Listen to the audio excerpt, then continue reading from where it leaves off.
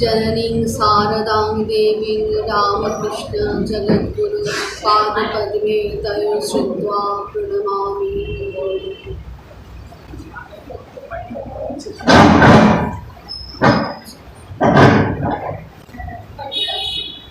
আমরা ভারতী প্রাণামাতাজির যে স্মৃতিকথা পড়ছি তাতে এখন স্মৃতিকথাই। তো আজকে যার স্মৃতিকথা আমরা আলোচনা করব, তিনি এতদিন যাদের স্মৃতিকথা আলোচনা করেছিলাম মোটামুটি তারা কেউই আর এই মর্তলোকে নেই। তো যার কথা আজকে যিনি আজকে লিখছেন, যার কথা আমরা পড়ছি, তিনি এখনো আমাদের মধ্যে আছেন। বরিষ্ঠ সন্ন্যাসিনী মাতাজি প্রব্রাজিকা জ্ঞানদা ব্যানার্জি। তিনিও দক্ষিণ ভারতীয় শরীর। আর সবারই আমরা বলেছি যে এই সময়টাতে তারা প্রথম যখন জয়েন করেছেন, সঙ্গে এসেছেন তখনই, এবং সঙ্গ শুধু নয়, মঠে যখন এসেছেন মঠবাস করতে, তখন ভারতী প্রাণামাতাজির সঙ্গে তার সংস্পর্শে এসেছে। আর তার সঙ্গে ঘনিষ্ঠভাবে যোগাযোগটা করছেন যখন মঠের ঠাকুর ঘর করছে। ঠাকুর ঘরের সঙ্গে, ঠাকুরের সঙ্গে ভারতী প্রাণামাতাজির সম্পর্কটা ওতপ্রোত ছিল, এবং তিনি যারা নবাগতা আসতেন তাদের সঙ্গে ঠাকুরের সম্পর্কটাকে একেবারে জুড়ে দিতেন। কিরকমভাবে ঠাকুরের সঙ্গে আমাদের আচরণ করতে হবে সেটা উনি জানিয়ে দিতেন। আজকে আমরা প্রথমে যে ঘটনাটা মাতাজি দিয়ে শুরু করছেন সেটার ভাবটা সবচাইতে বড় কথা। দেখুন, এই স্মৃতিকথাতে অনেক কিছু থাকে। আমরা অনেকে আমাদের শুধু ভালো কথাই লেখেন, যে তার সঙ্গে যত ভালো হয়েছে, এবং আমার জীবনের যা আমার চরিত্র যেটা বড়টুকু ভালো সেটুকু, আমার কোনো ত্রুটি সেটা লেখা থাকে না। কিন্তু বড়দের ক্ষেত্রে দেখি ত্রুটি বিচ্যুতিগুলো কিন্তু অক্লেশে সবার সামনে সবার সঙ্গে শেয়ার করে নেন। এই মাতাজির ক্ষেত্রে আমরা তাই দেখছি। উনি বলছেন 1962 খ্রিস্টাব্দ, তখন ঠাকুর ঘরে কাজ করছে। একজনের দীক্ষা। মাতাজি ভীষণ পার্টিকুলার ছিলেন, সবার সঙ্গে সবাইকে দীক্ষা দিতেন না। আর সবাইকে দীক্ষা দিতেন না, খুব বেছে বেছে দীক্ষা দিতেন, খুব অল্প লোককে দীক্ষা দিতেন। ভারতী প্রাণামাতাজির দীক্ষার্থীর সংখ্যা খুব বেশি ছিল না, খুব বেছে বেছে দীক্ষা দিতেন। আর তখন মঠকে চিনত কে? কজনই বা চিনত। আর যারা চিনে ভারতী প্রাণামাতাজির কাছে দীক্ষা নিয়েছেন তারা সত্যি ভাগ্যবান। তারা জেনে শুনে ওই সময় তখন না আছে মোবাইল, না আছে রেডিওর ওরকম অত প্রচার, তা সত্ত্বেও যারা সারদা মঠের প্রেসিডেন্টের কাছে দীক্ষা নিতে এসেছেন, সরলা মাসিমা বলে অনেকে তখনও সরলা মাসিমা তার কাছে দীক্ষা নিতে এসেছিলেন, তারা সত্যি ভাগ্যবান। তো সেদিন মাত্র একজন দীক্ষা নিচ্ছেন। সকালবেলা শ্রী শ্রী ঠাকুরের ফলভোগ তুলে দেওয়া হয়েছে, যেটা আমরা বেলুন মঠে গিয়েও দেখি। একটা সময় হঠাৎ দেখি ঠাকুরের দরজা বন্ধ, প্রণাম করতে গিয়ে দেখি ঠাকুরের দরজা বন্ধ আছে কিনা, সেই সময় ঠাকুর ব্রেকফাস্ট করছেন। ব্রেকফাস্ট তো ঠাকুর খান, ফল আমরা বলি একটু অ্যান্টাসিডও তার সঙ্গে দিয়ে দেওয়া বাবা। তো ফলভোগ তুলে দেওয়া হয়েছে। এবার আমরা যারা দীক্ষা নিয়েছেন তারা জানেন, তাদের ফল, মিষ্টি, ফুল, কাপড়, যার যেমন সামর্থ্য তারা সেগুলো নিয়ে আসেন। সেই সব দেখে শুনে এবার মাতাজি যিনি দীক্ষা দেবেন তিনি কিন্তু সমস্তটা দেখছেন। দেখুন কতটা আটকৌড়ে ভাবে, সৃষ্টি মায়েরই মতো তিনি দীক্ষার্থী কী কী নিয়ে এসেছেন সেগুলো গুছিয়ে দিয়েছেন, কিভাবে ঠাকুরের কাছে নিবেদন করতে হবে। দিয়ে তারপর ওনার ঘরে চলে গেছেন, যে ওনার যে নির্দিষ্ট জপ বা জপের সময় সেটাকে জপ সেরে আসবেন, ওপরের ঘরে চলে গেছেন। ঠাকুর ঘরে পুজো শেষ হওয়ার পর এসে দীক্ষা দেবেন। ঠাকুর ঘরে তখন পুজো দীক্ষা হতো, আর একজন মানুষ তো ঠাকুর নাট মন্দির না, ঠাকুর ঘরে দীক্ষা দেবেন। দীক্ষার জিনিসপত্র সব গুছিয়ে দেওয়ার ভার আমার হচ্ছিল। কী কী এসেছে দেখে নিয়েছেন। নেওয়ার পরে এবারে যিনি লিখেছেন জ্ঞানদা প্রাণামাতাজি, ওনার উপরে দায়িত্ব ছিল দীক্ষার জিনিসগুলো ডালায় সাজিয়ে দেওয়া। এবার উনি যখন দেখছেন, কাজটা করতে গেছেন, দেখছেন ফুল এসেছে শাল পাতায় মোড়া, খুচরো ফুল, যেমন আমরা বাজার থেকে কিনতে গিয়ে দেখি না সমস্ত ফুলগুলো একসঙ্গে মিশে একাকার হয়ে আছে, দোপাটি ফুলের কোনো অস্তিত্ব নেই, শুধু পাপড়ি আছে, তারপরে দুর্বা আছে, দুর্বাগুলো ঠিকঠাক নেই, ওই রকমই যেমন কেনা হয়ে থাকে ওরকমই সবার বাড়িতে কোথায় গাছ আছে বা ফুল কেনার মতো সামর্থ্য সেই শিক্ষার্থীর হয়তো ছিল না, ওরকম উনি নিয়ে এসেছেন দোপাটির টগর এরকম ফুলগুলোকে, কিন্তু সেগুলো জল লেগে নষ্ট হয়ে গেছে। ফুলের থালায় সে ফুল আমার দিতে ইচ্ছে হলো না। আমাদেরও তাই মনে হতো যে এই ঠাকুরকে দেবেন, অফার করছে এরকম, ঠিক আছে আমাদের গাছে মঠের গাছে এত ভালো ভালো ফুল আছে, সেগুলোই দিয়ে তুলে উনি ভালোই করলেন, ঠাকুরের কাছে উনি অফার করবেন, সেটাই হলো। মঠের বাগান থেকে টাটকা ফুল তুলে থালায় দিয়ে দীক্ষার্থীর কেনা ফুল ফেলে দিয়েছেন। দীক্ষার পর ঠাকুরঘর থেকে বেরিয়ে মা দক্ষিণের ছোট বারান্দার চেয়ারে বসলেন খুব গম্ভীর। এগুলো যে যে পোর্শনের কথা বলা হচ্ছে সেই পোর্শন এখন ভক্তরা যেতে পারে না, সামনের দিকেই আমরা মন্দিরে আপনাদের দর্শন এবং তারপর মন্দির থেকে বেরিয়ে প্রেসিডেন্ট কোয়ার্টার এইটুকুই সারা মধ্যে এখন পাবলিকের যাতায়াত আর কি, কিন্তু পুরোনো মন্দিরের কথা নেই বলা হচ্ছে এখানে। মন্দির থেকে বেরিয়ে দক্ষিণে ছোট বারান্দায় বসলেন একান্ত একজন দীক্ষার্থী। প্রথমে যা দীক্ষা হলো সেই মহিলা মায়ের পায়ে ফুল দিয়ে প্রণাম করলেন, তারপর আমরা যারা ছিলাম একে একে প্রণাম করলাম। দীক্ষার পরে একটা প্রণাম করবার রীতি এখনো আছে, প্রণাম করলাম। মা তো আরো গম্ভীর। সকলেই চলে গেলে মা আমাকে জিজ্ঞেস করলেন ওর আনা ফুল দাওনি কেন, কারণ মা তো দেখে গেছে, ভারতী প্রণামাদি তো সব দেখে গেছেন দীক্ষার্থী কি নিয়ে এসেছে, ওর আনা ফুল দাওনি কেন। আমি বললাম বাজার থেকে আনা চটকানো ফুল দিতে ইচ্ছে হচ্ছিল না। উনিও পরিষ্কার ভাবেই জানালেন টাটকা ফুল বেশি থাকাতে ওই ফুল দিয়েছি। যখন আমরা ঠাকুরের জন্য ফুল তুলে নিয়ে আসি পুষ্পপাত্র করার জন্য, হয়তো বেশি ছিল বা আমরা নিজেরা গুরু প্রণাম করবো বলে মাতাজির প্রণাম দীক্ষা যেহেতু আছে বেশি ফুল তোলা হয়েছিল, সেখান থেকে ফুল তোলা হচ্ছে। মা বিরক্ত হয়ে তিরস্কারের সুরে বলেন সে কি, ওই ফুল ফেলে দিলে, এখানে আনবে ঠাকুরকে দেবে গুরুকে দেবে এই ভেবেই না সে কিনে নিয়ে এসেছে। কোন ভাবে মা বলছেন না যে পচে গেছে ভালো করেছো, উনি বলছেন ও তো এখানের জন্যই নিয়ে এসেছে, এখানে ঠাকুরকে দেবে গুরুকে দেবে, তার জন্য তো সে কিনে এনেছে। এখন দিতে গিয়ে থালায় সে ফুল মনে মনে খুঁজছে আর পায়নি।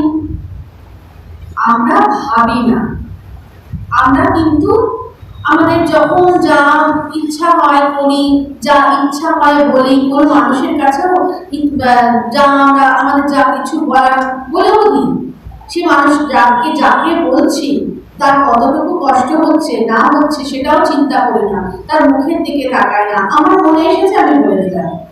আমি বলবার কে, আমাকে কে দায়িত্ব দিয়েছে, সেরকমই উনি বলছেন সে তো খুঁজে পাচ্ছে না। কোন ভাবনায় কত দূর থেকে চিন্তা করছেন, সে দীক্ষার্থী হয়তো ভাবেনি বা হয়তো ভেবেছে, ভাবতেই পারে, ভাবাটা কিন্তু তার কাছে কোনো অপরাধ নয়, সে মুখে বলেনি কিন্তু ভেবেছে। সে যেমন ফুলই হোক না কেন ভাবটাই তো বড়।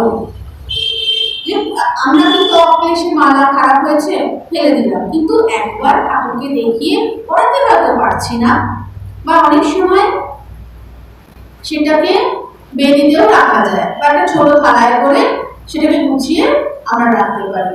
আমাদের নির্ভয় প্রণামাদি যিনি একজন, ওনার সঙ্গে আমরা বই পড়তে ওনার নাম পেয়েছি সুশ্রীদি, উনিও এরকম শেখাতেন। ফুলগুলো যখন বাস করা হচ্ছে বা ফুলদানি হচ্ছে, ফুলদানি থেকে রজনীগন্ধা বিশেষ করে খসে পড়ে যাচ্ছে, সেইগুলোকে তুলে তোমরা মাটিতে করে দাও, কারণ ওদেরও নিঃশ্বাস আছে, ওদেরও আশীর্বাদ আছে, ওরাও ঠাকুরের পায়ে যেতে চায়, ওদের আশীর্বাদ পেলে আমরাও ঠাকুরের কাছে যেতে পারবো। কারণ শেখাচ্ছেন জগতের কারোর কোনো যে প্রতিটা জিনিসের মূল্য আছে, এটাই শেখাচ্ছেন যে ওদের আশীর্বাদ, ওদের নিঃশ্বাস, ওরা যদি নিঃশ্বাসটা যদি মানে দীর্ঘশ্বাস ফেলে যে দেখো আমি পেলাম না, আমাকে সরিয়ে দিল, আমাকে ডাস্টবিনে ফেলে দিল, এই নিঃশ্বাসটুকুও কিন্তু আমাদের ঠাকুরের কাছে যাওয়ার জন্য খুব একটা ভালো লক্ষণ হবে না। আমাদের ওইভাবে অতি সন্তর্পণে চলতে হবে। কারোকে কোনো রকম আঘাত, মানুষকে তো নয়, পশু পাখিকেও নয়, এমনকি ফুল যেটা ডাল থেকে ঝরে পড়ে গেছে তাকেও ওইভাবে তুলে তাকে সাহায্য, তার জীবন তো সার্থক করতে সাহায্য করলে সে আমাকে আশীর্বাদ করছে, আমার জীবনটা আমার একটু উত্তরণ হবে। বলছেন শ্রী ভগবান ভাবটাই গ্রহণ করেন, বস্তুকে নয়। সে ভক্তটি কি মনে করে কতটুকু তার সামর্থ্য সে অনুযায়ী সেটা কিনে নিয়ে এসেছে, কত ভেবে চিন্তে কিনেছে, ওটাকেই দেখছে। বস্তুটা খারাপ হলো কি মন্দ হলো সেটার দিকে কিন্তু জনার্দন, ভাবগ্রাহী জনার্দন দেখেন না, সেটা উনি শেখালেন আমাদের। এবং এই মাতাজিও কিন্তু অক্লেশে এটা আমাদের জানিয়ে দিলেন যে দেখো আমারও ভুল হয়েছিল এবং এটা হতেই তো পারে, আমাদের সাধারণত আমরা এরকমই করে থাকি। কিন্তু মাতাজির এই বইটাতে উনি নিজে লেখাতে এবং ভারতের পর আমাদের কি ভাবলেন এটা জানাতে কিন্তু আমরা পরবর্তীকালে কোনো জিনিস আসলে এভাবেই ঠাকুরকে অনেক সময় করে থাকি। একটু সবাই সব জিনিসটা চিনতে পারে না, হয়তো বাসি মালায় চলে এসেছে, সেটা কিভাবে বাসি মালা তো পড়ানো যায় না ঠাকুরকে, তখন আমরা ওইভাবে ঠাকুরকে অফার করে সেটাকে নামিয়ে দিই।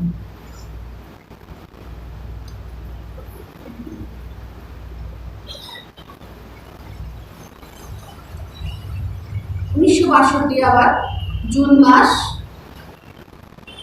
বলছেন মাতাজি লিখছেন যে ঠাকুর ঘরে একজন দিদি কাজ করেন, যার 6 মাস আগে সন্ন্যাস হয়েছে। তিনি বরাবর নিবেদিতা স্কুলে থাকতেন। নিবেদিতা স্কুল কিন্তু আমাদের সারদা মঠের চেয়ে তো গোড়া, এরকমই গোড়া ভাব তার ওই ঠাকুর সেবার ব্যাপারে ছিল, এখনো আছে। তো সেখানেই তিনি চিরকাল থাকতেন। প্রথম থেকেই ওই আমরা জানি যে সবাই একত্রিত হয়েছিল নিবেদিতা স্কুলে সারদা মঠ হওয়ার আগে, তো সেখানেই উনি থেকে গেছেন, ওখান থেকে আসেননি। বলছে যেদিন এই কথা বলছি তার পরের দিন উনি পুরীধামে যাবেন। ঠিক সেই সময় দমদম বৃন্দাবন থেকে মাকে সেখানে গিয়ে গরমের ছুটিতে থাকবার জন্য প্রার্থনা জানালে তিনি রাজি হন। মানে সকালে ঠাকুরের ফলভোগ তুলে দিয়ে মা একটু রিল্যাক্সড মুডে আছেন। আমি বললাম মা কালকে গৌরীদি পুরী চলে যাচ্ছেন। মা বলেন হ্যাঁ কাল গৌরী পুরী চলে যাবে, পরশু আমি চলে যাব, তুমি একা একা ঠাকুরের সব কাজ করতে পারবে? আমি তখন বললাম মা আমিও থাকবো না, আপনার সঙ্গে যাব। একটা পারমিশন চেয়ে নিলেন কি সুন্দরভাবে, কোনোরকম করার আগে। তখন মা বলেন বেশ তো, তাই চলো ঠাকুরকে গিয়ে বলি ঠাকুর আমরা তিনজনেই চলে যাচ্ছি, তোমার সব কাজ তুমি নিজে নিজে করে নাও। এরকম শ্রদ্ধা প্রাণমাতি যে ব্যাপারে আছে, নিবেদিতা স্কুলের উনি তখন সেক্রেটারি। সবাই গরমের ছুটি বা পুজোর ছুটিতে যে সমস্ত ওয়ার্কার মাতাজিরা আছেন, ব্রহ্মচারী সন্ন্যাসীরা আছেন, তারা সবাই চান ওই সময়ে প্রত্যেকে তীর্থে যাবেন। কেউ হয় মঠে আসবেন, কেউ কেদারবন্দি যাবেন, ইত্যাদি ইত্যাদি যাবেন। তো মাতাজি এত ছিলেন যে বলছেন হ্যাঁ হ্যাঁ সবাই চলে যাও। ঠাকুরের যিনি গেটে আছেন একজন ভদ্রলোক, সে ঠাকুরের আরতি করবেন, আর একজন যে রান্না করে সে ঠাকুর পুজো করবে। মানে ব্যাস ওই একটা কথাতেই সবাই চুপ, যে না ওরকম ভাবে যাওয়া যাবে না। কেউ চিন্তা না করে সবাই মাতাজির কাছে তাদের অনুমতির জন্য এসে গেছে, আমি এখানে যাবো সেখানে যাবো। তো সেখানে মাতাজি ওইটুকু বলে বুঝিয়ে দিলেন ঠাকুরের চিন্তাটাও তোমাদের করা উচিত। এখানেও সেটাও দেখুন, বলছেন চলো আমরা তিনজনে বলি, আমরা তিনজনেই চলে যাচ্ছি, সব কাজ তুমি নিজে নিজে করে নাও। বলেন কথাগুলি এমনই বালিকার মতো বলে উঠলেন যেন ঠাকুর সেই মুহূর্তে তাঁর খেলার সাথী আর আমাদেরই মতো তার সামনে বর্তমান। আর ঠাকুর যেন সামনে সত্যি সত্যি আছেন। এভাবেই তিনি মাতাজি বললেন কারণাপ্রাণজিকে যে চলো এরকমভাবে বলি, ঠাকুর বাড়ির সাথে ঠাকুর করে নেবেন, তাহলে আমাদের কোনো সমস্যা নেই।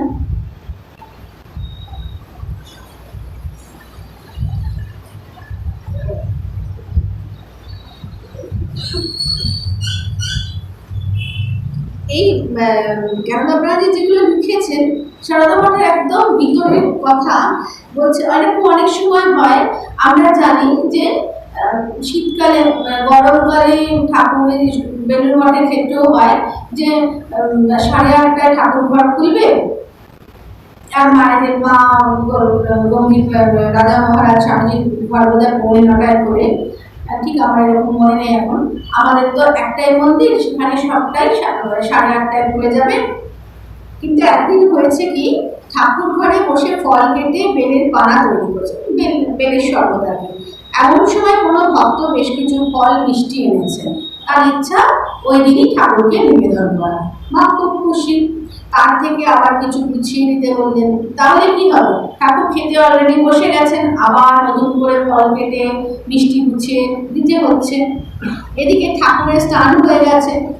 ঠাকুর, আমরা জানি মাও সেরকম বলেছিলেন, ঠাকুর স্নান করে একদম বসতে পারতেন না, স্নান করেই খেতে বসবেন। ভোরবেলা ঠাকুরের যে আমরা শুদ্ধম করে ঠাকুরকে স্নান করানো হয়, মানে সবটাই তো মানসিক, সেই স্নানের পরে সঙ্গে সঙ্গে ঠাকুরকে খেতে দেওয়া হয়। এবারে যে পূজারি সে তারা দিচ্ছে যে তাড়াতাড়ি ভোগ তুলতে হবে, ভোগ তুলতে দেরি হচ্ছে। মা ঠাকুরের উদ্দেশ্যে বলছেন, রসো বাবু, এত সব খাওয়া চাই তো দেরি হবে না, আর ঠাকুরই তো ইচ্ছে করে নিয়ে এসেছেন, আগে আনতে পারতেন। যে ভক্তকে এনেছেন তার মাধ্যমে ঠাকুরের ইচ্ছা হয়েছে, এসেছে, তো সেটা আগে ঠাকুর নিয়ে আসতে পারতেন। বলছেন, তোমার তো সমস্ত খাওয়ার ইচ্ছে হয়েছে, তাহলে তোমার তো দেরি হবে বলে হাসছেন।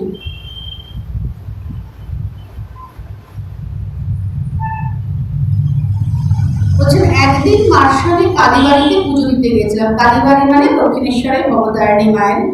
প্রতি শনি মঙ্গলবার ভারতীপাড়া মাতাজি মঠে থাকলে যেতেন। যতদিন উনি পেরেছেন নিজে নিজে গেছেন, খালি পায়ে ছাতা ছাড়া গেছেন। তো পুজো দিতে গেছেন, রিক্সা, এবার ফেরার সময় রিক্সায় ফিরছেন। তখন ভাড়া ছিল 6 আনা, হাতে খুচরো ছিল না, একটি আদুলি ছিল। সেটা দিয়ে দিতে চেয়েছিলাম, মা তা করতে দিলেন না, ভাঙিয়ে 6 আনাই দেওয়ালেন। মানে মায়ের কাছে হয়তো পয়সা ছিল, সেটা ভাঙিয়ে আদুলি থেকে। আমি ভাবলাম 2 আনা বেশি দিলে কি হতো, গরিব মানুষ, উনি একটা সম্ভ্রান্ত বাড়ি থেকে সদ্য এসেছেন, সেই জন্য ওনার মনে হচ্ছে গরিব বা রিক্সাওয়ালা 2 পয়সা বেশি পেত, কি হয়েছে। মঠে এসে মা বোঝালেন, হাতে পয়সা আছে বলে কোনো জিনিসের বাজারে দাম চলতি যা দাম বা চলতি যা ভাড়া তার চেয়ে বেশি দেওয়া উচিত নয়। সেরকম করা মানেই দাম বাড়িয়ে দেওয়া। যদি একবার 8 আনা পায়, সেই রিক্সাওয়ালা সকলের কাছ থেকে তাই চাইবে, আর সব রিক্সাওয়ালারা তার সঙ্গে জোর দেবে, এতে সাধারণ মানুষের অসুবিধা হবে। একজন বড় রাজনৈতিক নেতার চাইতে কম চিন্তা উনি করলেন না, কিন্তু একটা ছোট্ট ঘটনা থেকে। আমরা জানি যে যখন বিধান রায় ছিলেন আমাদের মুখ্যমন্ত্রী, তো ওই সময় বোধহয় 5 আনা না কত আনা ঠিক আমার মনে নেই, মানে 5 পয়সা কি 10 পয়সা ট্রামের ভাড়া বেড়েছিল। দিনের পর দিন ট্রাম করছে, বাস করছে, প্রচন্ড আন্দোলন তখন। কারণ সাধারণ মানুষের হাতে বাংলাদেশে সবসময় পয়সার অভাব, পয়সা নেই। সেখানে মাতাজি কিরকম ভাবে বলছেন, আর সেই পয়সায় ওরা সুযোগ পাচ্ছে, মানে শুধুমাত্র রিক্সা ভাড়া বাড়বে না, তার সঙ্গে আরো সব কিছু বেড়ে যাবে। কোথায় চিন্তা করলেন, কিরকম। আর উনি নাকি বললেন, আমি তো পড়াশোনা করিনি, আমি কিছু জানি না, আমি কি করে সারদা মঠের দায়িত্ব নেব। শঙ্করানন্দজি বলেন, আমি যদি পারি তুমিও পারবে।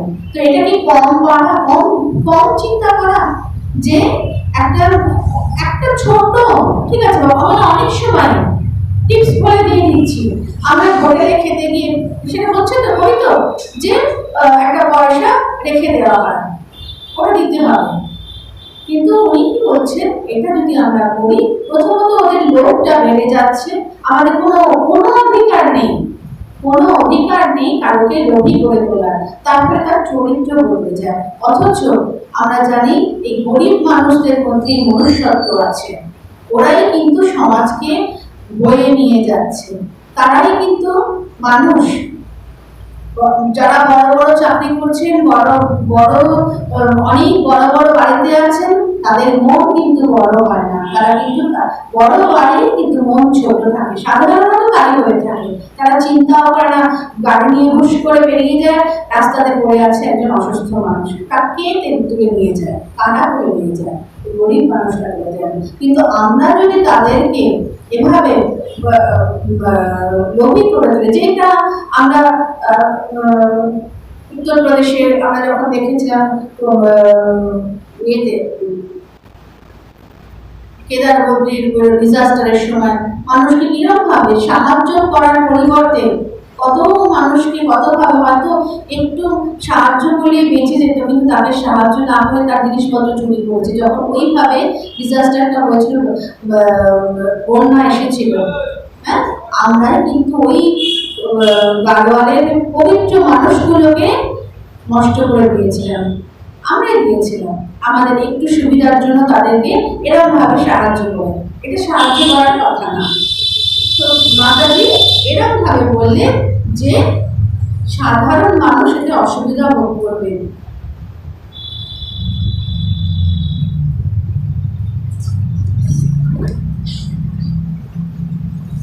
এবার একটা ভারতী পরামাতিজির একদম পার্সোনাল কথা, সেই ছোট্ট বয়সের কথা উনি লিখছেন। একদিন কয়েকজন মিলে বসে আছেন, তো মায়ের কাছে জানতে চাইলেন নিবেদিতা স্কুলে কি করে ভর্তি হলেন, কারণ প্রথমত ব্রাহ্মণ বাড়ি আর ওই অঞ্চলের স্কুলে ওই গোড়া মেমদের স্কুলে কি করে ভর্তি হলেন। উত্তরে মা বললেন যে এখনকার নিবেদিতা স্কুল বাড়ির কাছে রমাকান্ত বোস স্ট্রিটে, যেখানে নিবেদিতা লেনে গিয়ে পড়েছে, সেই কোনায় একটা মেথডিস্ট স্কুল ছিল। সেটা তখন কিছু কিছু পড়াশোনা ভালো হবে বলে, আর তখন তো সোজাসুজি এখন মিশনারি স্কুলগুলোতে কিন্তু সাধারণত বিদেশ থেকে ফাদাররা বা সিস্টাররা এসে পড়ায় না তখনকার দিনে, বা আরও মানে কোন সময় এই 19 দশকের শেষের দিকেও ফাদাররা এসে পড়াতেন বা সিস্টাররা, এখন তো কেরালিয়ানরাই বেশি পড়ান সমস্ত আমাদের মিশনারি স্কুলগুলোতে, মানে সেখানে প্রথমে ভর্তি করেছিলেন। সেখানে আমি গিয়ে নিজেই গিয়ে ভর্তি হয়েছে মেথড স্কুলে। বাড়ি থেকে স্কুলে যাতায়াতের পথে সিস্টারের স্কুল ছিল।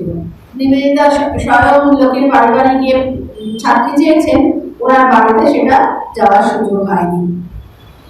শুনেছিলাম আর দেখতেও পেতাম সিস্টার মেয়েদের পুতুল দেন খেলতে, মানে একটা এখন অনেকেই বলছেন যে বাচ্চাদের পড়াতে গেলে বা কিছু করতে গেলে ঘুষ দিতে হয়, তো তখনও কিন্তু এরকম সিস্টার বাচ্চাদের পড়াতে গেলে বা স্কুলে আনতে গেলে এই পুতুল সাজিয়ে রাখতেন যে তোমরা, আর তখন মেয়েদের তো একটা ভীষণই আকর্ষণ ছিল পুতুল খেলা, তো সেই পুতুলগুলোকে উনি সাজিয়ে রাখতেন, একটা আলমারিতে পুতুলগুলো থাকতো, আর মেয়েরা যেমন ইচ্ছে সেখান থেকে পুতুল নিয়ে খেলতো, যে যার মতো খুশি মতো পুতুলগুলোকে বের করতো, খেলে আবার ছড়িয়ে যেত। সিস্টার আবার সেগুলোকে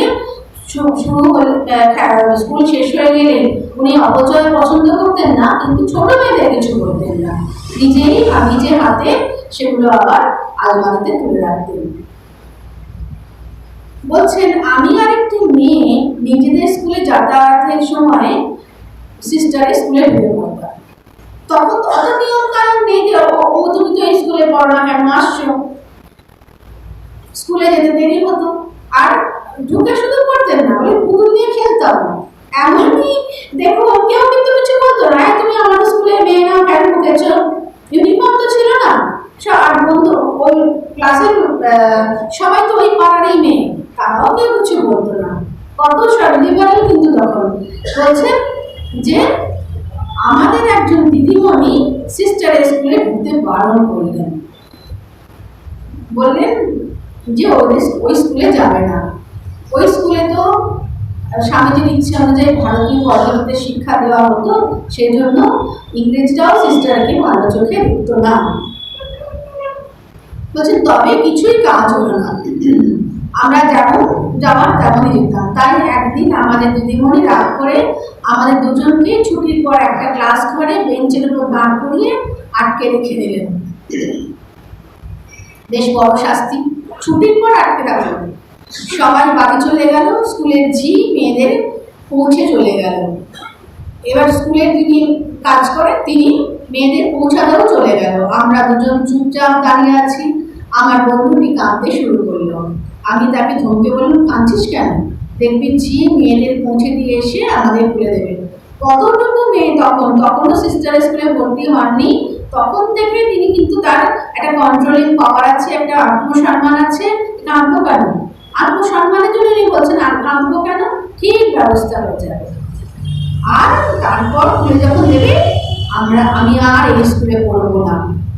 তারপর দিন সিস্টারের স্কুলে ভর্তি হয়ে গেলাম। নিজে নিজেই তখন ডিসিশন নিয়ে নিয়েছেন যে যখন যে এসে খুলে দেবে, মানে যিনি আমাদের হেল্পার টিচার, সে যখন এসে খুলে দেবে তখনই যখন খুলে দেওয়ার পর আমি আর এই স্কুলে আসবো না। তারপর বাড়ির লোককে বলে উনি সোজা সিস্টার নিবেদিতা স্কুলে সিস্টারের কাছে গিয়ে আমরা সিস্টারের এখন যে মিউজিয়াম আছে সেখানে সিস্টার নিজের নাম অ্যাটেন্ডেন্স কাটতে উনি সব ছাত্রীদের নামের পাশে তাদের সমস্ত বংশ পরিচয়, তার কিরকম অসুস্থতা, তাকে কিরকম কিভাবে সাহায্য করতে হবে, পড়াশোনায় সে কেমন, এত সুন্দর করে লেখা আছে। সেরকম ভাবে এখনো নিবেদিতা স্কুলে মেনটেন করা হয়। তো ভারতী প্রাণা মাতাজির নামও সিস্টারের নিজের হাতে লেখাতে সেই অ্যাটেন্ডেন্স খাতাতে লেখা আছে। আবার আরেকটা গল্প উনি বলতেন, কত ছেলে মানুষ, কত সরলতা। বলে ছোটবেলার আরেকটা গল্প বলতেন, বাড়ির সামনের গলি দিয়ে বেলুড় মঠের সাধুরা বলরাম মন্দিরে যেতেন বা ফিরতেন। অনেকে একসঙ্গে যেতেন।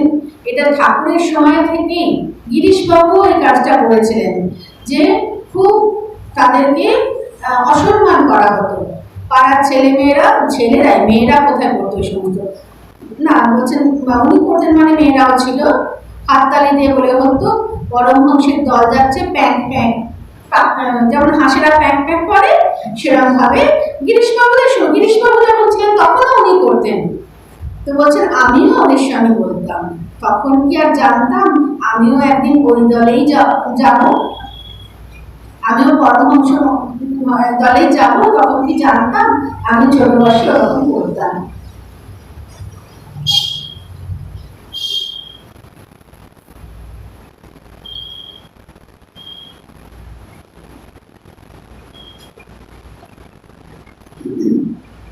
আবারও এরকম পার্সোনালি একটা পার্সোনাল ইয়ে উনি ওনার ক্ষেত্রে উনি বলছেন যে উনি এরপরে মঠের ট্রেনিংয়ের পরে নিবেদিতা স্কুলে গেছেন, এই জ্ঞানদা প্রাণাজি। সে বছর মা মাদ্রাজে গেছিলেন, উনি মাদ্রাজেরই মেয়ে। দু একদিন হলো ফিরেছেন। রবিবার সকালে নিবেদিতা স্কুলের সম্পাদিকা সেই ব্রহ্মচারিণীকে ডেকে বলেন, তোমার ভাগ্য তো ভালো, মঠ থেকে মা নিজে ফোন করে বলেছেন আগে, মানে ওনার নাম আলামেলু থেকে আলো বলেই বলা হতো, এখন ওরা অদ্ভুত নামে কে ডাকবে। আর আমাদের আবার সারদা মঠের খুব নাম পরিবর্তনের রেওয়াজ আছে, উল্টো করে নাম হলে নাম বলে দাও। নাম তার যে নামের একটা ইয়ে আছে, যে মা বাবা দিয়েছেন সে সমস্ত কিছু ভালো হয় না, আগে নাম বলে দাও। আর তার নাম ছিল আলামেলু, তা সে হয়ে গেল আলো। তো বলে বলছেন এখানে তাকে পাঠিয়ে দাও। কেন পাঠাবে না, সে আমার চুল কেটে দেবে। উনি হয়তো ওনার চুল উনি দায়িত্বে ছিলেন কাটার। তা তুমি তাহলে তৈরি হয়ে বেরিয়ে পড়ো বলে সম্পাদিকা মাতাজি বললেন। সেই ব্রহ্মচারী যত বিস্মিত তত আনন্দে আটকান। তিনি কখনোই চুল কাটতেন না, বা উনি এসেনশিয়াল এরকম কোনো একদিন হয়তো কেটেছেন, তিনি যে একমাত্র চুল কাটার অধিকারী সেটা উনি ভাবতে পারেননি। মঠে গিয়ে মার চুল কেটে দিলেন। মা স্নান করে এসে ডাকলেন, নিচে প্রসাদের মিশ্রে ফুলে ঠাকুরের প্রসাদ হাতে তুলে দিলেন। প্রসাদের মধ্যে মাদ্রাজ থেকে আনা কিছু খাবার ছিল। কিরম ভাব বলছেন, মা বললেন দেখো এইসব খাবার তোমার মা নিজে তৈরি করে ঠাকুরের জন্য আমার সঙ্গে পাঠিয়েছেন। মায়ের মনে নিশ্চয়ই ইচ্ছে যে এই প্রসাদ, এই খাবার তার সন্তান পাক, কিন্তু উনি এতটা পাঠাতে পারেননি যে নিবেদিতা স্কুলের সবাইকে দিতে পারা যাবে। তো এইরকম ভাবে যদি সংসারেও আমরা আচরণ করি, সৃষ্টি মায়ের ক্ষেত্রেও কিন্তু এরকম আমরা কত দেখেছি না, যে নলিনীদেরকে ডেকে বলছেন দেখ তো রাহুর তত্ত্বটা ঠিক আছে কিনা। এছাড়াও অনেক অনেক ঘটনা বা এত প্রত্যুৎপন্ন মতিত্ব ছিল মায়ের, যে এভাবেই মা সংসারে ছোট ছোট যে দুর্ঘটনাগুলো এভাবে এড়িয়ে যাওয়া যেত, যেগুলো থেকে বড় ইস্যু হয়ে দাঁড়াতে পারত, সেগুলো কিন্তু মায়ের বুদ্ধিতে বা সেগুলো এড়িয়ে যেত। সংসারে এগুলো স্বাভাবিকভাবেই আসে। এবং ওই ব্রহ্মচারিণীর মায়ের ইচ্ছা ছিল যে এই প্রসাদ তার মেয়ে মা, কিন্তু সেখানে অনেক বেশি লোক, ওইটা পুরো দেওয়া যায়, ওই প্রসাদটা পুরোটা দেওয়া গেলেও তাদের সবার হবে না, বা তখন উনি হয়তো পেতেন কিনা সন্দেহ। সেই জন্য চুল কেটে দেওয়ার নাম করে ডেকে পাঠালেন, আর বললেন যে স্কুলের সবাইকে পাঠাবার মতো তো বেশি তো নেই, তাই তোমাকে চুল কেটে দেওয়ার নাম করে ডেকে পাঠালাম। আবার নিজের বুদ্ধির কথা নিজেই বলছেন, তাই তোমাকে ডেকে পাঠালাম। শুনে ব্রহ্মচারিণী তো নির্বাক, মায়ের এই মমতা নিজের গর্ভধারিণীর চাইতেও যেন বেশি।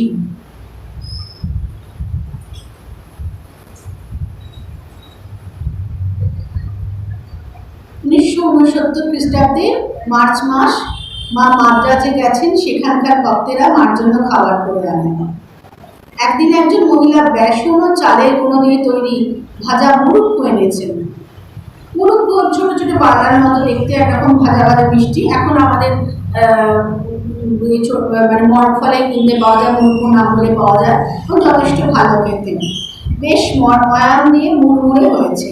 মার যদিও বেশ কয়েকটি দাঁত পড়ে গেছে, তবুও সেই ভাজা খেতে কোনো কষ্ট হয়নি।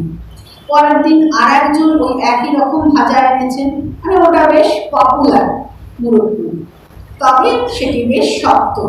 জল খাবার সময় মাকে আগের দিনের ভাজাটাই দেওয়া হয়েছে। মা খোঁজ নিলেন ওই খাবার কার আনা, জানালেন যে আজকে যেটা এনেছে সেটা দেওয়া হয়নি।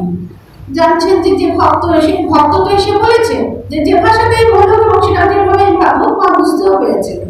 তো মা যখন জানতে পারলেন যেটা উনি নিয়ে এসেছেন সেটা দেওয়া হয়নি, তখন আগের দিন এটা দেওয়া হয়েছে, মা সেটা ফিরিয়ে দিয়ে বললেন সেই দিনের নতুন শক্ত জিনিসটাই ওনাকে দিতে, এবং উনি সেটা কষ্ট করে খেলেন। দেখুন, প্রথম যে ভক্তের কথা, যিনি দীক্ষার সময় ফুল নিয়ে এসেছিলেন নষ্ট হয়ে যাওয়া, সেটার যেমন মূল্য উনি দিলেন, এবং আজকেও এখনো এতদিন পরেও 69 সাল সে একই রকম আমরা দেখছি যে উনি ওই মুরুক্কু, শক্ত মুরুক্কু, ওটা ওইভাবে দাঁতের ইয়েতে ভিজিয়ে ভিজিয়ে স্যালাইভা দ্বারা উনি সেটাকে খেলেন।